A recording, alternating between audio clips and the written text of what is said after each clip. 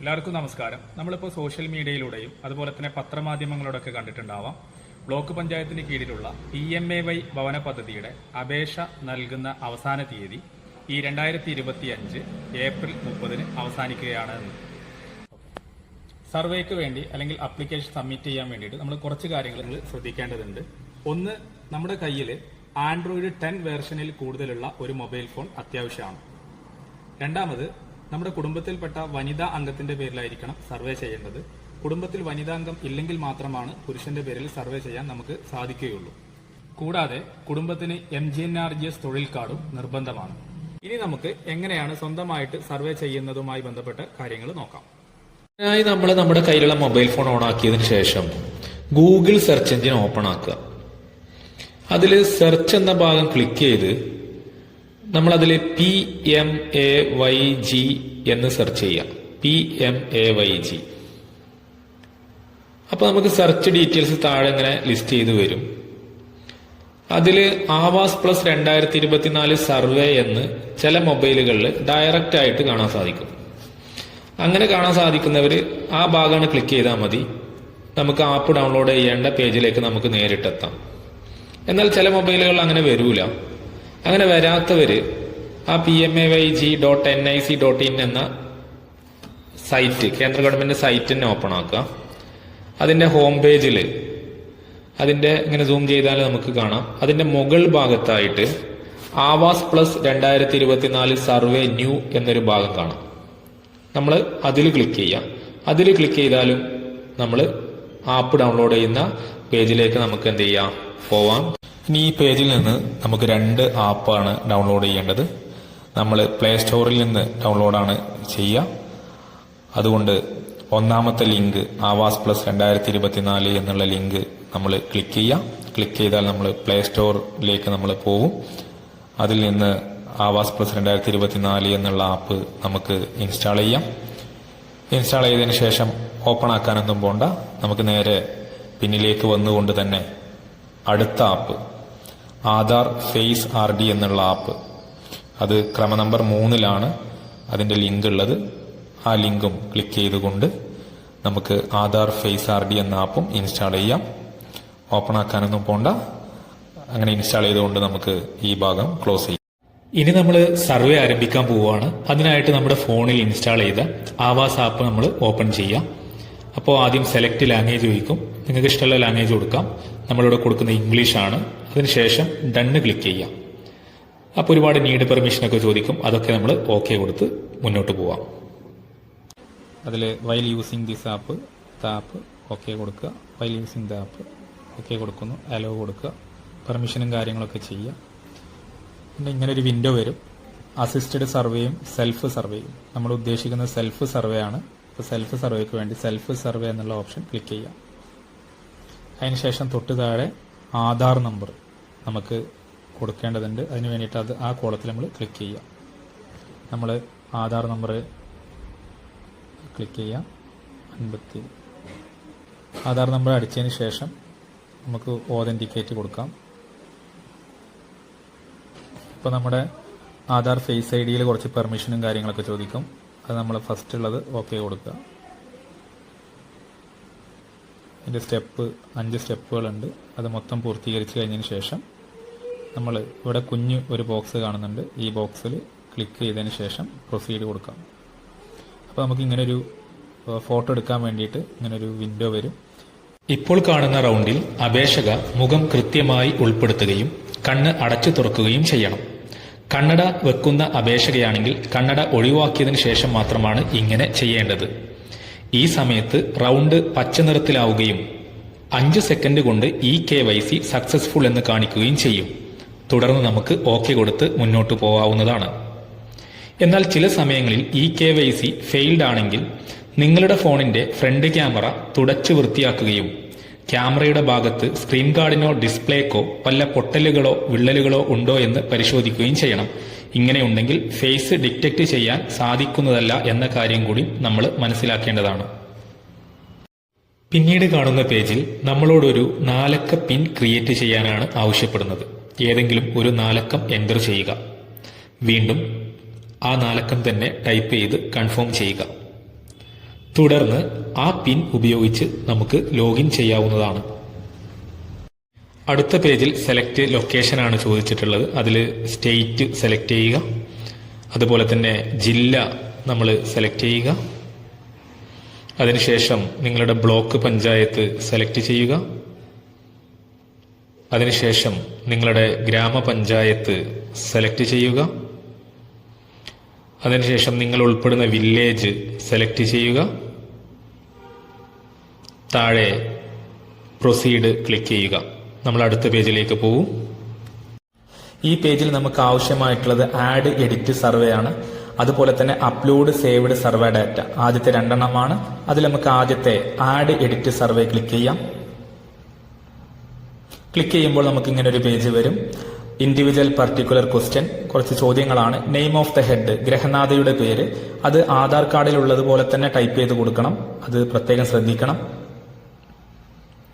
അടുത്ത കോളം ആധാർ നമ്പറാണ്, അത് ടൈപ്പ് ചെയ്ത് കൊടുക്കുക. മൂന്നാമത് ജോബ് കാർഡ് നമ്പറാണ്, തൊഴിലുറപ്പ് കാർഡ് നമ്പർ മുഴുവനായിട്ട് ടൈപ്പ് ചെയ്ത് കൊടുക്കണം. പിന്നെ ജെൻഡർ ആണ്, സ്ത്രീയാണോ പുരുഷനാണോ എന്നുള്ളത് അത് കൃത്യമായിട്ട് ടൈപ്പ് ചെയ്ത് കൊടുക്കുക. സോഷ്യൽ കാറ്റഗറി SC ആണോ ST ആണോ അതേഴ്സ് ആണോ അത് നോക്കിയിട്ട് ചെയ്യാം. ഏജ് അവിടെ ടൈപ്പ് ചെയ്ത് കൊടുക്കണം. അടുത്തത് മാരിറ്റൽ സ്റ്റാറ്റസ് ആണ്, വിവാഹവുമായി ബന്ധപ്പെട്ട കാര്യം. വിധവയാണോ, സെപ്പറേറ്റഡ് ആണോ, വിവാഹം കഴിഞ്ഞിട്ടില്ലേ, ഇപ്പോൾ വിവാഹം കഴിച്ച ആളാണോ എന്നുള്ള കാര്യങ്ങളൊക്കെ ഉചിതമായി സെലക്ട് ചെയ്യുക. നിങ്ങളുടെ അച്ഛന്റെയോ ഭർത്താവിനെയോ ക്ലിക്ക് ചെയ്യുക. തൊട്ട് താഴെ അവരുടെ പേര് ടൈപ്പ് ചെയ്ത് കൊടുക്കണം. അടുത്തത് സാക്ഷരതയാണ്, വിദ്യാഭ്യാസ യോഗ്യത. നിങ്ങൾക്ക് ഉചിതമായത് നിങ്ങൾ അതിൽ നിന്ന് സെലക്ട് ചെയ്യണം. അതിനുശേഷം ഓക്യുപ്പേഷൻ, ജോലിയാണ്. നിങ്ങൾക്ക് നിങ്ങളുടെ ജോലി അവിടെ ടൈപ്പ് ചെയ്ത് കൊടുക്കാം.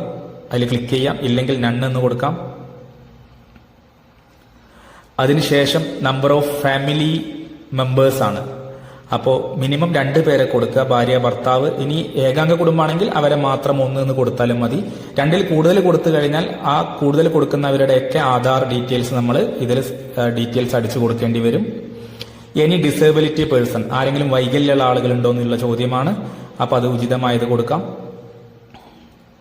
അതിനുശേഷം എനി മെമ്പർ ക്രിട്ടിക്കൽ ഇൽനെസ്, മാരക അസുഖങ്ങളുള്ള ആരെങ്കിലും ഉണ്ടോ എന്നുള്ള ചോദ്യമാണ്. അത് ക്ലിക്ക് ചെയ്യുക. ഉണ്ടെങ്കിൽ അതിൽ സെലക്ട് ചെയ്യുക, ഇല്ലെങ്കിൽ നൺ എന്ന് കൊടുക്കാം. പിന്നുള്ളത് ഫാമിലി ഇൻകം ആണ്, ആനുവൽ ഇൻകം. നിങ്ങളുടെ വാർഷിക വരുമാനം നമ്മളതിൽ ടൈപ്പ് ചെയ്ത് കൊടുക്കണം. അതിനുശേഷം സേവ് ആൻഡ് നെക്സ്റ്റ് ക്ലിക്ക് ചെയ്യാം. അപ്പോൾ നമുക്ക് ആഡ് ഫാമിലി മെമ്പർ എന്ന് പറഞ്ഞിട്ടൊരു പേജ് വരും.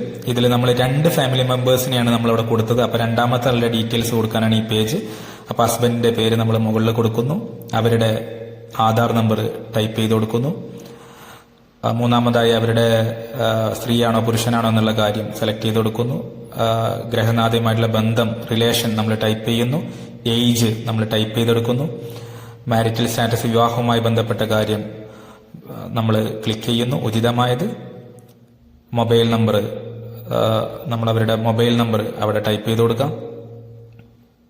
അതിനുശേഷം ലിറ്ററസി, വിദ്യാഭ്യാസ യോഗ്യത, ഉചിതമായത് സെലക്ട് ചെയ്യുക. ഓക്യുപ്പേഷൻ, ജോലി, ഉചിതമായത് സെലക്ട് ചെയ്യുക. അതിലില്ലെങ്കിൽ നൺ എന്ന് കൊടുക്കാം.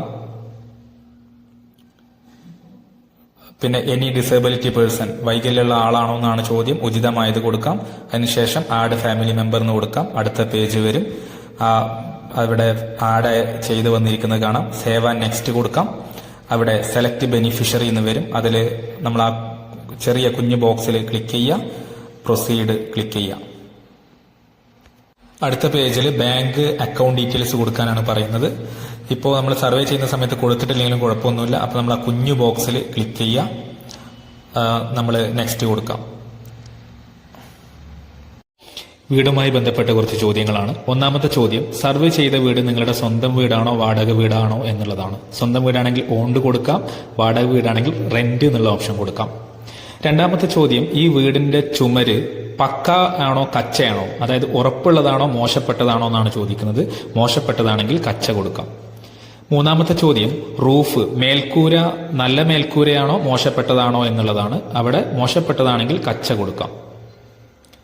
അതിനുശേഷം നമ്പർ ഓഫ് റൂംസ് ആണ്. അത് നമുക്ക് 1 or 2 കൊടുക്കുന്നതായിരിക്കും ഉചിതം.